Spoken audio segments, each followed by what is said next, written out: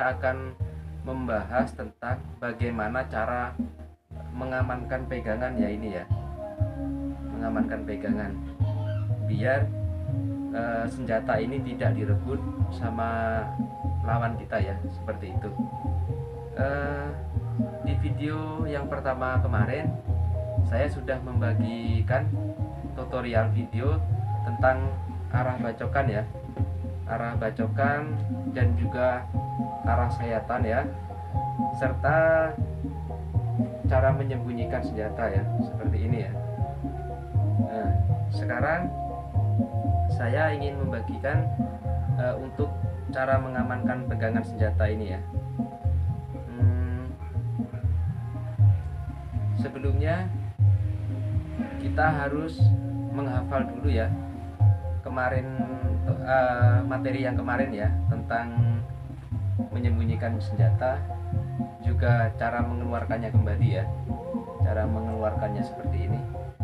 Yang gerakan yang seperti ininya harus rajin-rajin ya, harus rajin-rajin dilakukan ya, untuk memperlemas sini persendian ini biar nggak kaku ya. Langsung saja ke videonya ya. Cara mengamankan pegangan. Ini sebenarnya nggak bisa terpisah ya dari video yang kemarin ya, karena ada 3 tahap yang harus berurutan ya. Tahap pertama kita bacok, tahap yang kedua kita amankan, tahap yang ketiga kita sembunyikan, seperti itu ya. Jadi setiap kita melakukan bacokan ya, setiap melakukan bacokan itu kita harus mengamankan senjata ya, seperti ini ya, baru kita sembunyikan seperti ini. Ini fungsinya seperti ini ya. Jika kita membacok ke sana, terus tangan kita dipegang sama musuh di sini, putaran yang seperti ini tadi bermakna seperti ini ya. Nah, melukai tangan musuh ya, seperti ini. Sama kalau bacokan ke sana, tangan musuh ini ya, tangan musuh ada di sini ya, memegang tangan kita seperti ini. Kita misalnya bacok seperti ini, dipegang seperti ini. Nah, ini putaran ini yang memotong ya, memotong tangan seperti ini. Baru setelah itu kita sembunyikan seperti ini. Ini bisa dilakukan lebih dari 1 kali ya. Misalnya kita bacok seperti ini, musuh masih dekat, tapi kita bacokan nggak kena, kita masih bisa melindungi tangan seperti ini, melindungi sampai misalnya 2 kali putaran ya, seperti ini. Nah, baru kita menyembunyikannya seperti ini. Nah, senjata ini hanyalah sebuah perpanjangan tangan ya, untuk kita mempermudah atau mempercepat kita menyentuh lawan ya. Sebenarnya hanya perpanjangan tangan saja ini. Kita misalnya musuh jauh, harusnya kita pukul nggak sampai dia, kita memperpanjang tangan pakai senjata ini ya. Tapi perlu diingat ya, semakin panjang tangan kita, semakin gampang pula orang akan merebut perpanjangan tangan kita ya. Dia akan merebut perpanjangan tangan kita ini. Semakin kita panjang, dia akan semakin mudah merebut ini ya, kalau kita nggak tahu cara mengamankannya ini. Untuk kita bisa caranya putaran mengamankan pegangan ini ya, kita misalnya tadi bacok seperti ini ya.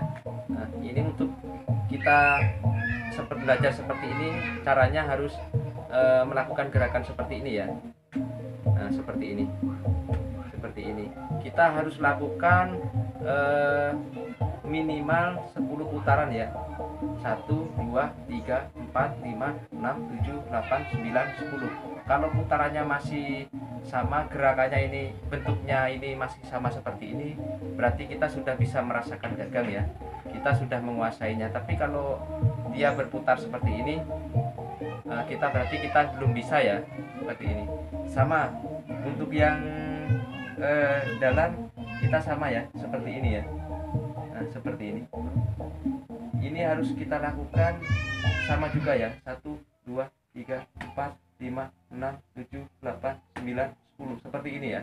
Kalau posisinya masih sama seperti ini dan dia nggak berubah posisi seperti ini, berarti kita sudah bisa caranya mengamankan pegangan ini ya. Itu mengapa saya membuat materi tentang pengamanan ini ya, karena ini penting ya.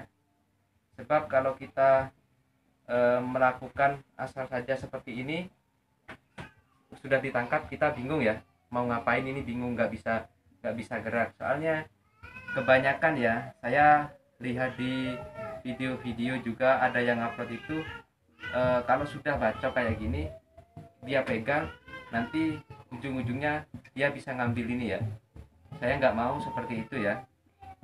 Saya pengennya senjata ini benar-benar kita amankan seperti itu ya. Cara melatihnya, kita harus konsisten ya, harus terus mencoba dan jangan malas mencoba ya. Karena yang kita perlukan adalah dengan berlatih terus menerus dan konsisten itu, kita bisa menghidupkan saraf motorik ya. Saraf motorik itu sendiri adalah sistem di otak ya, dimana dia itu berfungsi merekam sesuatu gerakan yang kita ulang-ulang terus. Dia nanti akan tersimpan oleh saraf motorik itu di otak bawah sadar kita ya. Contohnya seperti halnya orang bermain gitar ya. Tahap pertama dia memegang kunci, masih salah-salah dia ya, masih harus melihat, harus menatanya seperti itu ya. Tapi kalau dia sudah sering melakukan, sudah sering memegang grip, memegang senar, biarpun mati lampu, kuncinya nggak akan salah. Sama seperti ini ya, kita lakukan terus, nanti jika saraf motorik kita sudah bekerja, sudah menyimpan memori di bawah otak sadar kita nggak akan salah melakukan gerakan seperti ini, nggak akan salah ya, nggak akan melukai kita sendiri seperti itu ya. Seperti halnya orang yang belajar makan ya, kalau masih kecil dia makan masih belepotan ya, tapi kalau sudah sering dia makan, makanya dia nggak mungkin salah memasukkan ya. Biarpun saat mati lampu dia nggak mungkin salah memasukkan ke lubang hidung, itu enggak. Itu sudah saraf motorik yang bekerja ya, bukan ingatan ataupun kita mengaturnya ya, tapi sudah di bawah otak sadar kita ya. Jadi kuncinya lakukan gerakan seperti ini tadi ya. Ada 4 gerakan ya, yang kemarin seperti ini ya. 1 seperti ini, 2 seperti ini, 3 seperti ini, 4 seperti ini ya, seperti ini.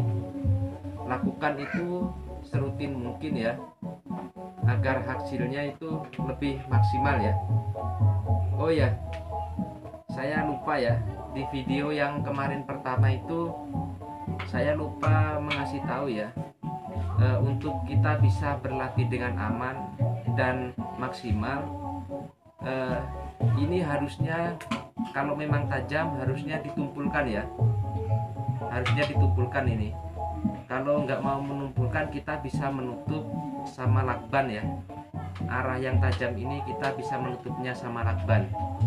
Atau lebih efektif lagi, kalau memang ada sarungnya seperti ini, kita boleh pasang sarung ya, boleh pasang sarungnya ini seperti ini misalnya, baru kita ikat sama tali atau karet apa di sini gitu. Yang penting saat kita hentakan seperti ini, sarung ini nggak terlepas begitu ya. Oh iya ya, selain untuk berfungsi putaran yang seperti ini tadi, selain berfungsi untuk mengamankan senjata ya, seperti ini, bisa kita gunakan atau kita manfaatkan untuk bacokan berganda ya, atau bacokan bersusun. Bacokan bersusun itu Contohnya seperti ini ya, kita bacok satu kali ya sama musuh, terus nggak kena ya, kita tidak melakukan start lagi seperti ini, enggak. Jadi bersusun itu kita bisa membacok lebih dari 2 kali ya, bahkan lebih, tanpa kita mengatur start awal lagi ya. Kita seperti ini ya, kita bacok, dia mundur misalnya ya sedikit, kita nggak mengenainya ya. Nah ini kita bisa pakai putaran yang ini tadi untuk bacokan bersusun ya.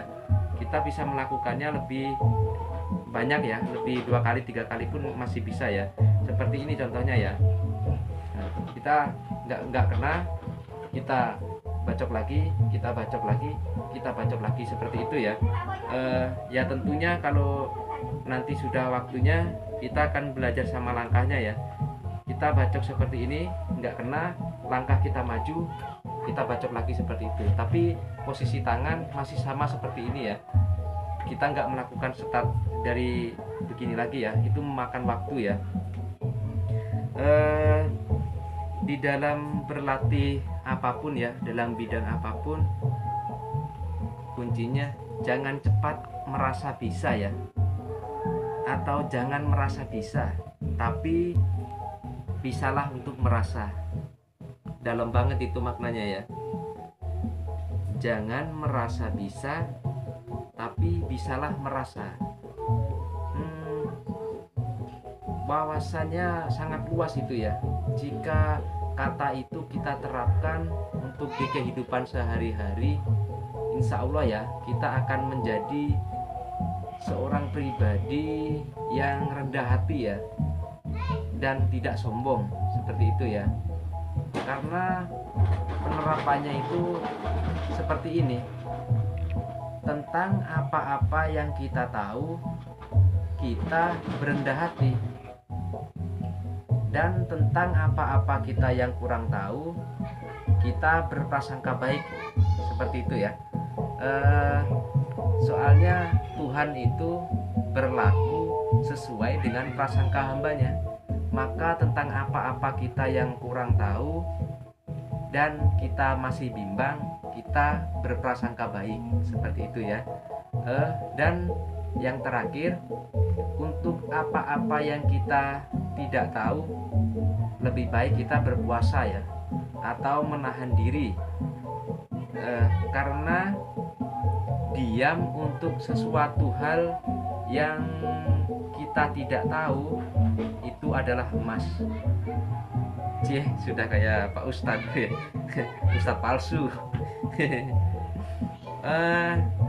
Semoga Anda giat belajar lagi ya, dan saya doakan Anda bisa cepat menguasai ini ya. Sekian ya video kali ini. Jangan lupa like, subscribe, juga komen ya jika Anda menyukai channel yang saya buat ini ya. Jika ada tutur sapa atau kata-kata saya yang salah, saya Cak Andi memohon beribu maaf ya. Dan lanjut, silahkan ditunggu ya lanjutan video berikutnya. Nanti saya akan bikin lagi tentang kembangan-kembangan berikutnya ya.